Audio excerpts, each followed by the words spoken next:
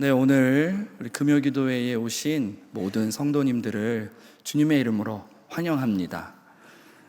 매주 금요일마다 우리 금요기도회를 위해서 찬양으로 섬겨주시는 우리 금요기도회 찬양팀, 늘 아름다운 찬양으로 섬겨주셔서 참 감사합니다. 기억나실 때마다 우리 금요기도회 찬양팀 위해서 기도해 주시면 감사하겠습니다. 오늘 말씀은 유대인의 명절에 예수님께서 예루살렘에 올라가셨을 때 베데스다라고 하는 못에서 일어난 사건입니다. 오늘 말씀 2절에 보시면 이 베데스다라고 하는 지역을 짧게 설명하고 있는데요, 예루살렘 성전 가까운 곳에 양의 문이라고 하는 문이 있었고, 이 베데스다 못은 바로 그 문에 가까이 있었던 연못이었습니다. 그리고 거기에는 행각 5개가 있었다, 이렇게 이야기하는데요, 벽이 없이 기둥 위에 지붕만 덮은 그러한 구조물이 있었던 것이죠. 그런데 오늘 말씀에서 중요한 것은 이 베데스다 행각 아래 모여있는 사람들이었습니다. 오늘 3절 말씀에 그 행각 아래 어떤 사람들이 모여있는가, 그 말씀이 그것을 이야기하고 있는데, 여러 모양으로 아픈 사람들이 거기에 모여 있었습니다. 거기에는 앞을 보지 못하는 시각장애인도 있었고, 또 팔다리가 불편한 지체장애인도 있었고, 또 혈기 마른 사람들도 있었고, 그런 여러 가지 각자의 아픔을 가지고 이곳에 모여 있었던 것이죠. 근데 그들이 모여 있는 모습을 오늘 말씀은 그곳에 누워 있었다, 이렇게 기술하고 있습니다. 그들은 왜 거기에 모여 있었을까요? 오늘 말씀 4절에 보면 이 베데스다 못에 얽혀 있는 전설이 하나 등장합니다. 그 전설의 내용은 뭐냐 하면, 이 베데스다 못에 있으면 어떤 병이든 다 낫는다는 겁니다. 몸이 아픈 사람들에게는 아주 매력적인 전설이죠. 그런데 조건이 하나 있습니다. 그 조건이 뭐냐면, 천사가 등장하는 순간 뭔가 이게 뭐지 싶죠? 천사라는 건 굉장히 희소한 존재 아니겠습니까? 근데 그 천사가 가끔 물을 움직인다고 합니다. 그러니까 안 그래도 보기 힘든 천사인데 그 천사가 가끔 물을 움직여요. 이게 언제 움직일지 모르는 거죠. 근데 그 물이 움직일 때 그 물에 딱 들어가야 되는데, 그것도 누구만요? 제일 먼저 들어가는 사람, 그 사람만 어떤 병이든 낫는데요. 천사가 가끔 물을 줬는데 거기에 제일 먼저 들어가면은 병이 낫는다. 네, 흔히들 들어보는 느낌의 그 전설답죠. 정말로 그런 일로 나은 사람이 있는지 없는지 확인도 되지 않는 이 모호한 전설, 그 전설을 믿고 지금 이 사람들이 혹시나 내가 그 전설의 주인공이 되지 않을까 이곳에 모여 있는 겁니다. 그러면 이 베데스다의 일상을 한번 상상해 보실까요? 세워라 내워라 기다리고 있는데 어느 누군가가 물이 움직인다 소리를 지르면 갑자기 사람들이 와 달려가서, 가능한 사람들은 물에 뛰어들겠죠.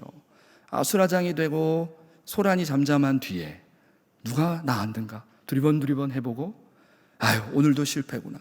그럼 젖은 몸을 다시 툭툭 털면서 주섬주섬 자기 자리로 돌아가 또 하염없이 기다리는 거예요. 이것이 베데스다의 일상이었습니다. 바로 그러한 베데스다 못가에 예수님이 오신 거죠. 근데 저는 오늘 말씀에 굉장히 이상한 점을 보았습니다. 여러분도 혹시 느껴지십니까?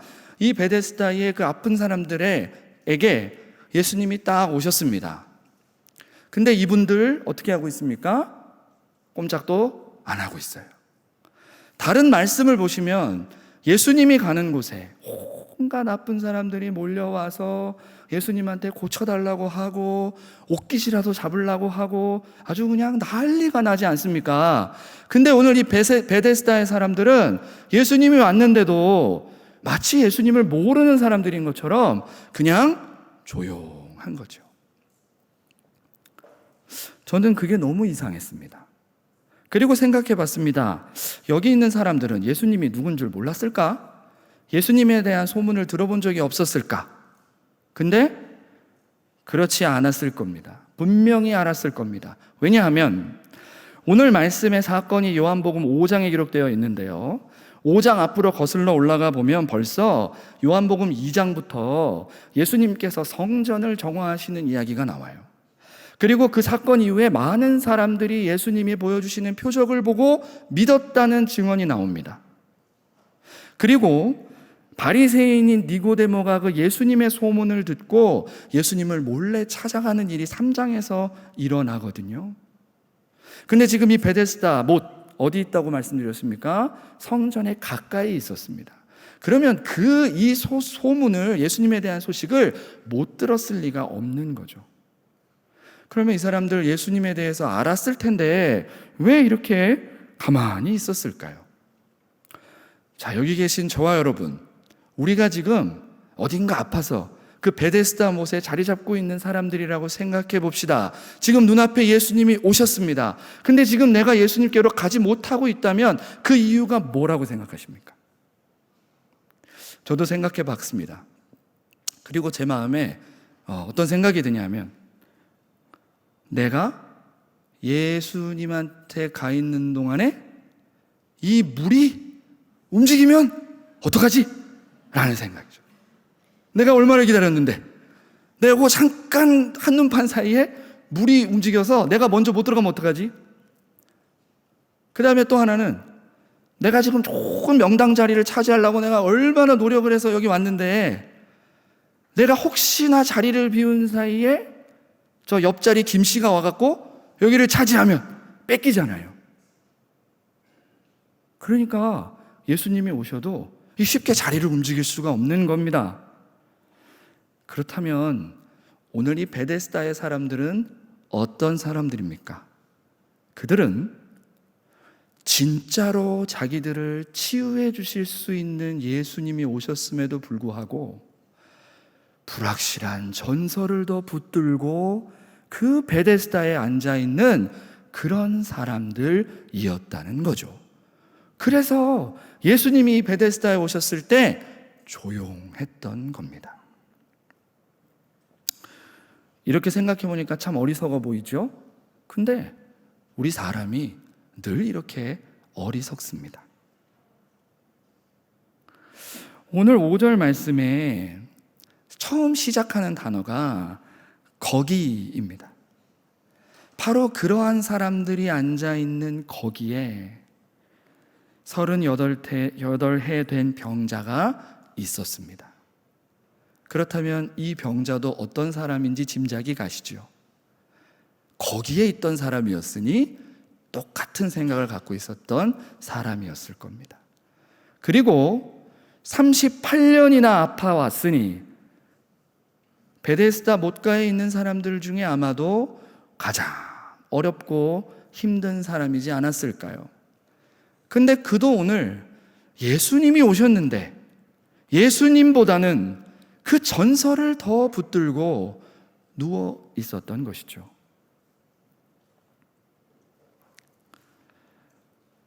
그런 병자에게 오늘 말씀에서 예수님께서는 다가가십니다. 그리고 예수님께서 병자에게 질문합니다. 뭐라고 질문하시냐면 내가 낫고자 하느냐? 이렇게 질문하십니다. 오늘 말씀이 참 뜯어보면 이상한 게 한두 가지가 아닙니다. 저 예수님의 이 질문도 이상합니다. 어떻게 생각하십니까? 내가 낫고자 하느냐? 38년 동안 거기 누워가지고 꼼짝도 못하고 있는 사람한테 낫고자 하느냐? 당연하지요. 당연히 낫고 싶지요. 그걸 몰라서 물어보십니까? 근데 왜 예수님은 굳이 이걸 물어봤을까요? 제가 성경을 좀 찾아봤습니다. 혹시 다른 사람한테도 이런 질문을 하셨나? 찾아보니까 적어도 제가 찾아본 바에 의하면 없어요. 한 명도 없어요. 내가 낫고 싶으냐? 라고 물어본 사람이 이 사람이 유일합니다. 그렇다면 예수님은 왜 안 하시던 질문을 이 사람에게 했을까요? 6절 중간에 보니까요, 예수님께서 그를 딱 보고 뭘 보셨냐면 병이 벌써 오래된 줄을 아셨다, 이렇게 말합니다. 이것이 아마도 예수님이 이렇게 질문한 이유라고 생각합니다. 그렇다면 도대체 이 오래된 병이 의미하는 건 뭐길래 예수님이 이렇게 질문하신 걸까요? 제가 20대 초반에 믿기지 않으시겠지만 왼쪽 무릎에 퇴행성 관절염이 왔습니다. 제가 20대 초반에. 그래서 20대 초반에 우리 어르신들이 아프시는 그 무릎이 비가 오면 쑤시고 막 그랬어요. 근데 이게 상태가 생각보다 심각해서 제가 계단도 제대로 못 올라가고 언덕길도 제대로 못 올라갔습니다. 걷는 게 무릎이 아프니까 계속 쩔뚝쩔뚝거리고 다녔습니다. 그래서 병원에 가서 진찰을 해보니 이미 관절염이 너무 많이 진행이 돼서 이거는 되돌릴 수 없다고 이야기를 하는 거예요. 그러면서 저보러 지팡이를 짚고 다녀야 된다고 했습니다. 나이 20대 초반에. 그랬는데 제가 그때 너무 황당해가지고 당장 그 치료를 진행을 못하고 그냥 당분간 아픈 대로 살았습니다. 근데 제가 어떻게 됐는지 아십니까? 그 무릎이 아파서 제대로 걷지 못하는 제가 점점 익숙해지더라는 거예요. 그래서 아침에 일어나면 으레 무릎이 아프다. 그래, 나는 원래 계단을 올라갈 때 아프지. 아픈 무릎이 어느새 제 인생이 되었고 아프지 않았던 때를 잊어버리고 말았어요. 그래서 치료에 대한 의지도 상실이 되고 다 귀찮은 거예요. 그래서 그냥 쩔뚝쩔뚝거리면서 내가 원래 그렇게 걷고 다녔던 것처럼 그렇게 살아오게 되었습니다. 그러다가 하나님께서 정신 차리라고 은혜를 주셔서 이제 이 무릎을 치료하게 되었는데 그 치료가 효과가 있어서 염증이 줄어들고 다시 통증이 사라지고 제대로 걷기 시작했습니다. 그러고 나니까요, 세상에 제가 깜짝 놀랐습니다. 내 무릎이 안 아플 수 있구나. 이게 아픈 게 이상했던 거구나. 근데 맨날 아프니까 그게 정상처럼 느껴졌어요. 근데 낫고 나서 보니까 원래 하나님이 저를 만드셨을 때는 그렇게 아픈 몸으로 만드신 게 아니었다는 사실을 깊이 깨닫고 아픔이 비정상이었고 회복이 정상이었구나를, 이 너무 당연한 말 아닙니까? 근데 그거를 비로소 낫고 나서야 깨닫게 되었던 것입니다.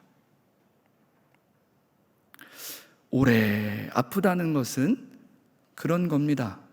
어느새 그 아픔이 무뎌져서 내 삶의 일부가 되고 건강했던 때가 기억도 나지 않아 마치 그게 정상인 양 아프며 당연히 상처 입으며 살아가는 것, 그게 오래 아픈 삶이죠.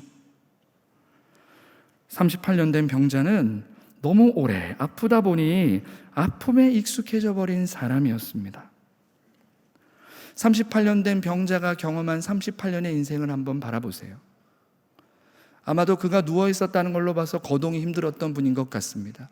누군가가 물이 움직인다 라고 소리쳤을 때 그도 누구보다 빨리 달려가고 싶었겠죠. 그러나 움직이지 않는 몸을 구르고 기어서 어떻게든 가고 있는데 아무도 자기를 도와주지 않고 다 자기보다 앞서 달려가 풍덩풍덩 물에 들어가는 모습을 얼마를 봤을까요? 적어도 38년을 본 겁니다. 아마 제 생각에는 처음에는 어떻게 해서든지 내 다음엔 진짜 1등 해야지, 다음엔 내가 어떻게든 가야지, 막 정말 굴러서라도 갔을 겁니다.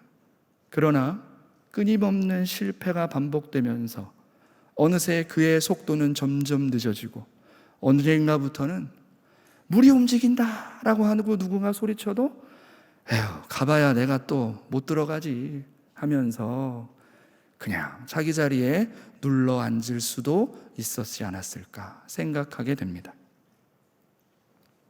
그는 무기력과 절망에 익숙해져 버린 사람이었습니다. 제가 만나지도 않은 사람을 너무 심하게 표현하고 있는 것 같습니까? 근데 그 다음 절에 나오는 병자의 대답을 보면은 확실해집니다. 예수님께서 내가 낫고자 하느냐라고 물었는데 병자가 뭐라고 대답을 하는가 들어보니까요, 7절에서 이렇게 말해요. 주여, 물이 움직일 때에 나를 못에 넣어주는 사람이 없어 내가 가는 동안에 다른 사람이 먼저 내려가나이다. 이렇게 대답을 합니다. 아니나 다를까 동문서답하고 있지요. 내가 낫고자 하느냐 물어보면 뭐라고 답해야 됩니까? 네, 낫고 싶습니다 해야 되잖아요. 근데 지금 이 사람이 뭐라 그러냐면 나를 물에 넣어주는 사람이 없어서 제가 이러고 있어요 라고 신세한탄을 하고 있는 겁니다. 그는 예수님 앞에서, 그것도 자기를 찾아온 예수님 앞에서 여전히 전설 붙들고 있는 거죠. 그는 왜 이렇게 대답했을까요? 그러면서 생각해보면 예수님이 이렇게 물어봤을 때 네, 낫고 싶습니다 라는 대답을 하려면요, 그에게 어떤 마음이 있어야 되겠습니까? 내가 지금 아프다는 사실을 인정을 해야 되겠죠. 그리고 지금 이곳에서 내가 회복되는 것이 정상이라는 인지가 있어야 됩니다. 그리고 나서 나는 이 아픈 베데스다를 떠나고야 말겠다는 의지가 있어야 돼요. 그래야 예수님한테 내가 낫고 싶습니다 이렇게 말을 하죠. 근데 그런 얘기를 안 했다는 것은 그런 마음이 없다는 겁니다. 그는 예수님이 예상한 대로 무기력과 절망에 익숙해져 버려서 낫기를 포기하고 그저 전설이나 기웃거리면서 자기의 현실에 주저앉아 있었던 사람이었습니다. 그의 현실이 뭐길래 주저앉아 있을 만큼의 현실이었을까요? 생각해 보십시오. 그가 38년 동안 이곳에 있었는데 이곳에서 굶어 죽지 않고 지금까지 살아있지 않습니까? 그렇다면 무슨 얘기일까요? 어떻게 됐든 간에 생계는 해결이 된다는 거죠. 어떤 방법인지 모르지만 하여튼 지금 먹고 살고 있는 겁니다. 그리고 거기 38년을 있었으니까 오며 가며 오는 사람들 얼굴을 많이 익히지 않았을까요? 아는 사람들이 많았을 겁니다. 그러니 그 안에 나름 베데스다의 사회관계 네트워크가 이분을 중심으로 이렇게 어느 정도 연결이 돼 있는 겁니다. 그리고 이때는 오래된 사람이면은 그만큼 아는 게 있기 때문에 자연히 권력이라는 게 생길 수 있어요. 예를 들어서 여기 이번에 새로 베데스다 온 환자입니다. 그럼 저쪽에 구석에 38년 되신 분 계시는데 인사드리고 가서 여기서 어떻게 되는지 한번 안내 받으라고. 그럼 이제 와가지고 저 여기 새로 왔습니다. 그럼 이분이 누워서 그래 내가 38년 동안 여기 있었는데 베데스다는 말이야 그러면서 쭉 얘기라도 해준다면 벌써 이분은 그곳에 자기의 위치가 있는 거일 수도 있지 않겠습니까? 이렇게 저렇게 생각해 보고 나니까요, 이 38년 된 병자에게 있어 베데스다는 어느새 자기 삶의 터전이 되어버리고 말았던 거죠. 그런 그가 예수님께서 낫고 싶으냐? 라고 물어봤을 때 어떤 마음이 들었을까요? 만약에 그가 정말 예수님의 은혜로 두 발로 걸을 수 있게 된다면, 38년 만에 자기 발로 설 수 있게 된다면 그의 삶은 어떻게 변화하겠습니까? 그는 그동안 지금 이 베데스다에서 누렸던 그 유익들을 포기해야 되는 겁니다. 지금의 생계수단을 포기해야 돼요. 아니 움직이지도 않고 가만히 있는데 먹고 살 수 있으면 대단한 거 아닙니까? 근데 이제 그걸 포기하고 이제는 두 발이 멀쩡해졌으니까 어떻게 돼요? 일자리를 구해서 자기가 일하면서 먹고 살아야 되죠. 자기 인생을 자기가 책임져야 됩니다. 그리고 이제는 그곳을 떠나야 되니까 그동안 거기서 자기가 영향력을 미쳤던, 자기가 너무나 잘 알고 있었던 베데스다를 떠나서 낯선 세계로 나아가야 해요. 익숙한 사람들을 떠나서 새로운 사람들을 만나야 합니다. 하나하나 생각해 보니 모든 게 낯설고 두려운 거죠. 그리고 무엇보다 이 병자는 아까 예수님께 뭐라고 대답했습니까? 나를 아무도 못에 넣어주지 않아요. 즉 남 탓하는 거죠. 남들이 날 도와주지 않아요. 이 말은 지금 나는 피해자입니다 라는 말을 통해 자기의 현실 뒤로 숨어서 안전한 곳에 있고 싶어 하는 마음입니다. 아주 좋은 핑계이지 않습니까?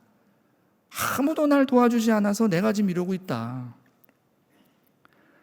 그러니 결론적으로 볼 때 예수님이 내가 낫고자 하느냐라고 했을 때 이 병자는 낫고 싶지 않았던 거예요. 낫고 싶지 않았던 겁니다. 이제와 두 발로 걸어본들 뭐예요? 그래서 낫고 싶지 않다는 말을, 주님 저 그냥 여기 있을게요. 뭐 이제 38년도 있었는데 뭐 앞으로 뭐 얼마 더 있든 괜찮아요. 그냥 내버려 두세요. 가세요. 라는 마음이었던 것이죠. 예수님보다 전설을 더 믿는 사람은요, 진정한 치유자인 예수님을 만날 수가 없습니다. 그런데 8절에 보니까 예수님의 행동이 놀랍습니다. 예수님께서 그에게 정말 단도직입적으로 일어나 걸어라 하신 거예요. 일어나 걸어라. 예수님의 이 말씀은 어떤 의미가 있겠습니까? 지금 38년 된 병자도 자기 인생 포기했거든요. 전 그냥 여기 눌러 앉을랍니다. 그랬는데 예수님은 포기하지 않았죠. 그리고 그에게 일어나 걸으라고 말씀하십니다.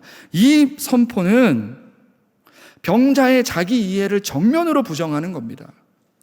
병자는 자기의 아픔을 그냥 그 아픔에 그냥 눌러 앉아버리지 않았습니까? 내 인생 원래 그렇지 뭐. 아무것도 못하지, 아무도 안 도와주는데 라고 하는 그의 인생 앞에 예수님께서는 일어나 걸으라라고 말씀하시면서 너가 이렇게 망가지고 상처 입은 인생이 되는 것은 하나님 아버지의 뜻이 아니다, 그렇게 말하는 겁니다. 하나님 아버지의 뜻은 지금 이 눌러 앉은 자리를 일어나 새로운 힘으로 새로운 역사를, 새로운 삶을 살아가는 것을 하나님께서 원하신다는 것을 주님이 이 치유 사건을 통해 말씀하고 계신 겁니다. 아까 우리 38년 된 병자가 여기 누워서 자기가 누릴 수 있는 그 작은 유익들, 그거 붙들고 있는 모습 보았지 않습니까? 예수님 말씀하시는 거죠. 그 왜소한 유익들을 붙들고 그거에 만족하지 말고 오히려 그런 것들은 놓아버리고 하나님께서 치유와 회복 이후에 보여주시는 그 놀라운 인생을 향해 걸어가라고 우리 주님께서 도전하고 있는 겁니다. 그러니 오늘 말씀 9절에 어떻게 결과가 됐습니까? 예수님의 선포대로 치유가 일어나서 모든 거 포기하고 거기 주저앉아 있었던 사람이 일어나 자기 자리를 자기 손으로 들고 뚜벅뚜벅 걸어갔습니다. 우리는 이 사건을 통해서 우리의 인생을 향한 하나님의 뜻을 알 수 있습니다. 오늘 이 38년 된 베데스다의 이 병자는 사실 제가 볼 때는 베데스다 목가에 모여 앉아 있는 사람들을 대표한다고 생각합니다. 가장 어려운 그를 통해 하나님의 뜻을 예수님이 보여주시는 거죠. 예수님께서는 우리들에게 말씀하십니다. 전설 의지하느라고 예수님 못 보지 말고 예수님 앞에 낫고 싶습니다. 솔직하게 이야기하고 주님의 치유를 경험하며 놀라운 인생 앞으로 나아가라. 그것이 아버지의 뜻이다. 우리 주님 그렇게 말씀하십니다. 오늘 우리 주님께서는 베데스다에 누워있는 저와 여러분을 찾아오십니다. 너무 오래 아파서 이제는 내 인생이 아프고 망가진 게 그냥 원래 그런가 보다 하고 살고 있는 나에게 주님이 찾아오신다는 것이죠. 처음에는 회복과 자유를 꿈꿨지만 너무나 오래 아파서 무기력과 절망에 익숙해져 버린 나에게 오셔서 예수님 말씀하십니다. 내가 낫고자 하느냐? 주님 그렇게 말씀하실 때 언제까지 주님 내버려 두세요. 난 원래 이래요. 라고 말씀하시겠습니까? 우리의 육신이 아플 때 원래 내가 아프지 뭐. 우리의 가정이 망가져서 아플 때 우리 집 다 그렇지 뭐.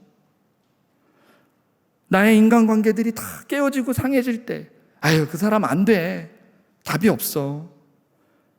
이 나라가 이렇게 분단되어서 상처 입히고 서로 갈라져 싸우는 걸 보면서 우리나라 이렇게 된 거 하루 이틀인가. 그렇게 우리가 이 아픔을 그냥 익숙한 우리의 인생으로 받아들이면서 우리는 점점 더 회복되는 것이 무엇인지를 잃어버리고 그 베데스다에 주저앉아버리게 되는 것입니다. 너무 많이 아픈데 그 아픔이 이제 익숙해서 아픔을 아픔이라 여기지 않는 상황. 그게 지금 저와 여러분의 상황 아닙니까? 중요한 것은 우리가 주님이 주시는 그 치유를 별로 원하지 않는다는 것입니다. 주님께서 나의 육신을 건강하게 해주시면 그 회복된 건강으로 이제 주님 나라를 위해서 봉사하고 힘쓰고 애써야 될 텐데 그거 싫고 그냥 계속 좀 적당히 아팠으면 좋겠는 마음. 그리고 깨어져 버린 관계 속에서 하나님이 관계를 회복해 주시면 저 싫은 사람, 내가 이제 다시 얼굴 보고 사랑하고 살아야 되는데 그거보단 그냥 계속 미워하고 사는 게 더 마음에 들거든요. 그러니까 낫고 싶어 하지 않는 겁니다. 죄로 인해서 내 영이 다 망가지고 상했는데 예수님도 찾지 못하고 그러고 있는데 사실은 죄 짓는 게 너무 좋아서 예수님 낫고 싶으냐 말하는데도 주님 저 그냥 죄 짓고 살래요. 내버려 두세요. 이러고 있는 겁니다. 아픈 현실에 주저앉아서 내가 누리는 그 작은 유익을 붙들고 하나님이 치유 이후에 나에게 주시는 그 놀라운 역사를 거부하고 살고 있지는 않은지 우리는 이 말씀을 통해 우리를 돌아보아야 합니다. 오늘 주님께서 이 밤에 저와 여러분에게 물으십니다. 내가 정녕 낫고자 하느냐? 주님의 이 말씀에 네 주님 제가 낫고 싶습니다. 주님 제가 아픈데 아픈 줄 몰랐습니다. 주님께서 낫게 해주시면 놀라운 인생으로 변화되어 나아갈 줄 믿습니다. 우리 정직하게 고백할 수 있는 저와 여러분 되기를 하나님께서는 원하고 계십니다. 우리 오늘 이 밤 나를 찾아오신 그 주님 앞에 오늘 말씀 속 병자처럼 회피하지 말고 주님 제가 낫고 싶습니다 고백하는 저와 여러분 되시기를 주님의 이름으로 축원합니다. 함께 기도하겠습니다. 사랑의 하나님 아버지, 내 인생이 이렇게 많이 아픈데 너무 오래 아파서 이제는 그게 아픈 줄도 모르고 살아왔습니다. 그러나 주님 찾아오셔서 그것은 하나님의 뜻이 아니니 낫고자 하느냐 내가 참으로 치유하리라 말씀하실 때에 주여 우리가 정직하게 주님 낫고자 합니다. 주님 나를 고쳐주시옵소서 믿음으로 응답할 수 있도록 주님 이 시간 우리를 도와주시고 우리의 마음을 열어주시고 주님 앞에 아뢰어 무릎 꿇게 하여 주시옵소서. 오늘 이 밤 역사하실 주님을 찬양합니다. 모든 말씀 예수 그리스도의 이름으로 기도드리옵나이다. 아멘.